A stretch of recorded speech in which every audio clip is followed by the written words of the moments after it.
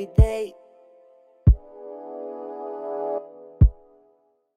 It's that time of the year, that great time of the year. Well, seeing as how we're less than 24 hours away from the NFL draft, at least the first round, I doubt the Browns are going to make any moves in the first round, and it will just be for someone that's falling at the end of the first round. Browns mock draft, and I mean complete Browns mock draft. I mean from the second round on, because 44, we may pick in 44, but my feeling is that we may move up early second round, because all of my projections and everything I've done as far as like the homework on itself is one player that stands out, Pickens at 44. Quite frankly, Pickens, I don't think Pickens will be there at 44. So the latest mock draft I read out was that we're going to take Pickens at 44, or in the third round we're going to take Josh Pascal at 78, which I doubt.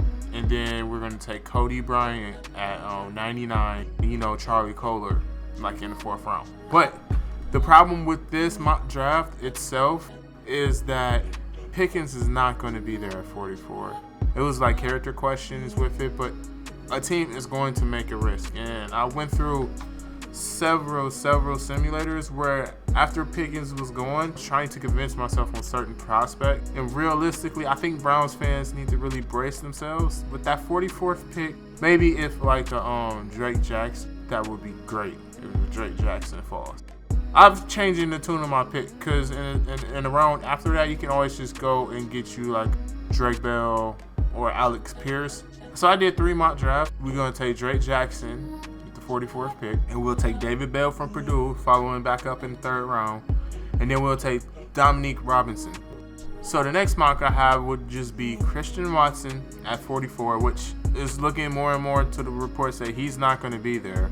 Cameron Thomas from San Diego State, the edge rusher, at 78, which would be an absolute steal if we get him. And then we get Jalen Armour Davis, which is another quarterback, at the 99th pick. So here's the theme here. We're in a position where we can draft for the future, and we can draft to compensate for contracts. What I mean by that is that we've been drafting well over the years. We have to have backup plans and contingencies in place. We have to have a backup plan and contingency for a couple players here. Jack Conklin is one of the players. Greedy Williams may be one of the players. Look for them to look at more safeties potentially in the future with John Johnson's contract. There are a lot of players that are in place right now that may not be in place in the next couple of years, and just how the way that Andrew Berry drafts is that he likes to get ahead of it before it absolutely happens. Like if you look at the case with Nick Harris, like why did we take a center at that time period? Well, we took Nick Harris to groom Nick Harris to be the starter. So the next obvious one would be tackle. Well, they took James Hudson at tackle to be groomed to replace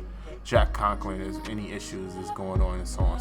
So you have to look at that track record overall, and I wouldn't be surprised if we looked at running back. Kareem Hunt is coming off his final year of his deal. You may be looking for a replacement, or we got D'Ernest. Those sacrifices have to be made when you draft well year to year itself. Or players that we had in the past that we can't possibly keep it. And then I'm going to go with my favorite mock draft right here. This was my favorite out of the whole simulation. I feel like it covered everything that we needed. So with the 44th pick, we went out and we got Drake Jackson, which if Drake Jackson is at 44, I might just run to the podium and draft him. So I predicated these on JD and Jarvis is not affected by the situation. Obviously, if they're signed or they announce that they signed before we get picked, then our draft conversation does change. The need for edge goes away. But Drake Jackson at 44, which is a solid pickup. Phidarian Mathis, that would be an absolute steal that I would love, from Alabama at the 78th pick. Man, I would love that. Those two right there, that's strong. And then in the third round,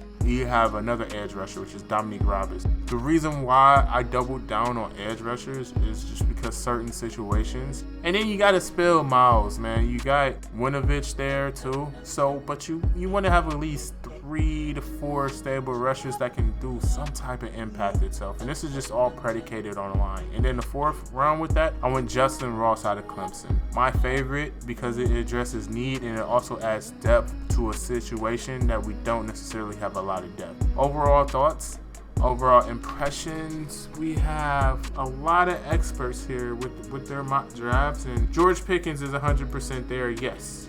I think we need to just stay tuned, and it's so great. This is so refreshing to the fact that we don't have to be so dialed in for the draft, like who we're going to pick. Our first round draft pick for the next 3 years is a franchise quarterback. So it's next year. This year, let's get ready for the draft.